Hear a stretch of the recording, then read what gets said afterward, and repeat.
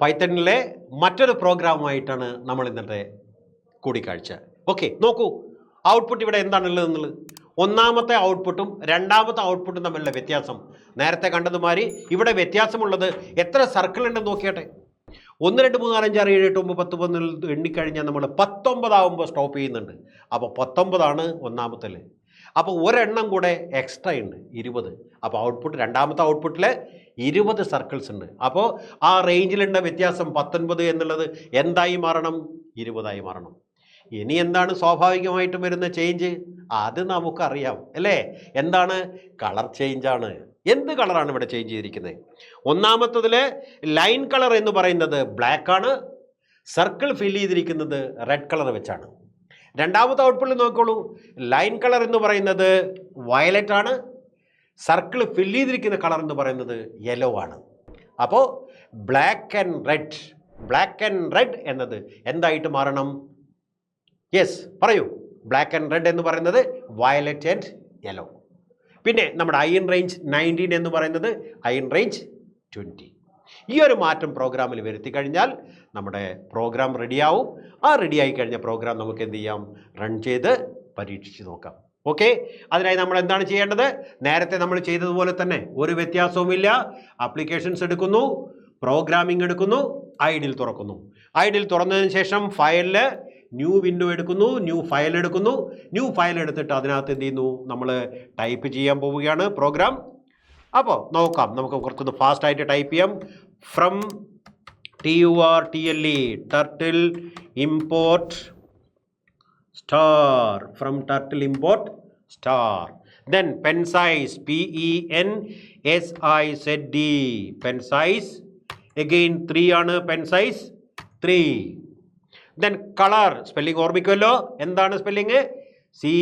COLOR. Colour ഇവിടെ കൊടുത്തിരിക്കുന്നത് എന്താണ്? ലൈൻ കളർ ബ്ലാക്ക് ആണ് കൊടുത്തിരിക്കുന്നത്. അപ്പോൾ അതേപോലെ നമുക്കൊന്ന് ടൈപ്പ് ചെയ്യാം. BLACK bracket close comma. Then colour എന്ന് പറയുന്നത് രണ്ടാമത്തെ കളർ എന്ന് പറയുന്നത് റെഡ് ആണ്, RED bracket close quotation close bracket close, red കളറാണ്. ദെൻ ബിഗിൻ ഫിൽ BEGIN ബിഗിൻ അണ്ടർസ്കോർ ഓർമ്മിക്കേണ്ട എങ്ങനെയായിരുന്നു? ഷിഫ്റ്റ് മൈനസ് ആണ്. അണ്ടർസ്കോർ ഫിൽ FILL ഡബിൾ ബ്രാക്കറ്റ് ബിഗിൻ ഫിൽ. ദെൻ നമ്മളെ ലൂപ്പ് സ്റ്റാർട്ട് ചെയ്യാണ് അല്ലേ? എന്താണ്? 4 I in range 19 19 അവിടെ കൊടുത്തിരിക്കുന്നത്. ദെൻ 2 കുത്തടിച്ചിട്ട് എൻ്റർ അടിക്കുമ്പോൾ ഓട്ടോമാറ്റിക്കലി ഒരു സ്പേസ് മാറിയാണ് വന്ന് നിൽക്കുന്നത്. അവിടെ എന്ത് ചെയ്യുന്നു? Forward FORWARD forward 200 forward 200. Then circle CIRCLE circle 20.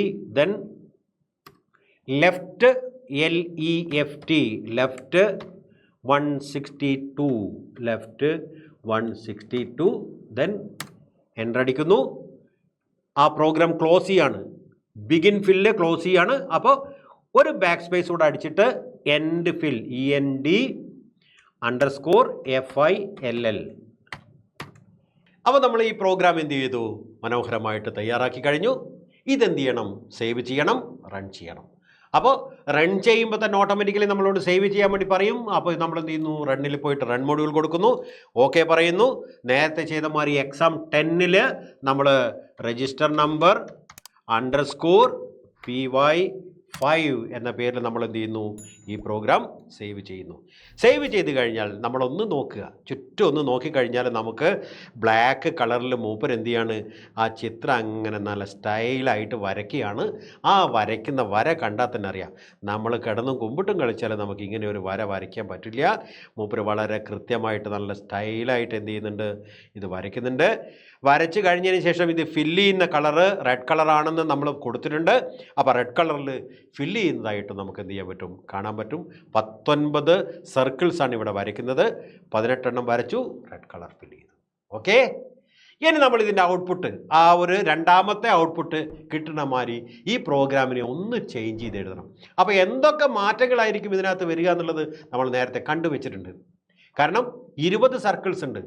അപ്പോൾ അവിടെ നമ്മൾ 19 എന്ന് പറയുന്ന സ്ഥാനത്ത് എന്ത് ചെയ്യണം, 20 എന്നാക്കി മാറ്റണം. മാത്രമല്ല ഇതിൻ്റെ ലൈൻ കളർ എന്ന് പറയുന്നത് വയലറ്റ് ആണ്, പിന്നെ ഫിൽ കളർ എന്ന് പറയുന്നത് യെല്ലോ ആണ്. ഈ 2 മാറ്റങ്ങളും കൂടെ വരുത്തി കഴിഞ്ഞാൽ 3 മാറ്റങ്ങൾ, മൊത്തം 3 മാറ്റങ്ങൾ വരുത്തി കഴിഞ്ഞാൽ ഈ പ്രോഗ്രാം എന്തായി, റെഡിയായി, നമുക്ക് 7 മാർക്ക് ലഭിക്കുകയും ചെയ്യും. അപ്പോൾ ഈ പ്രോഗ്രാമിൽ നമ്മൾ വരുത്തുന്ന മാറ്റം ബ്ലാക്ക് എന്ന് മാറിയിട്ട് വയലറ്റ്, VIOLET, വയലറ്റ് എന്നാക്കുന്നു. റെഡ് എന്ന് മാറിയിട്ട് എന്ത് ചെയ്യുന്നു, യെല്ലോ ആക്കുന്നു, YELLOW.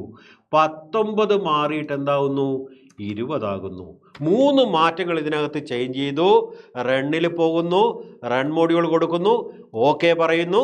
ആ ചിത്രം, നമുക്ക് വേണ്ട ചിത്രമല്ലേ ഇവിടെ വരയ്ക്കുന്നത്, നോക്കി നോക്ക്.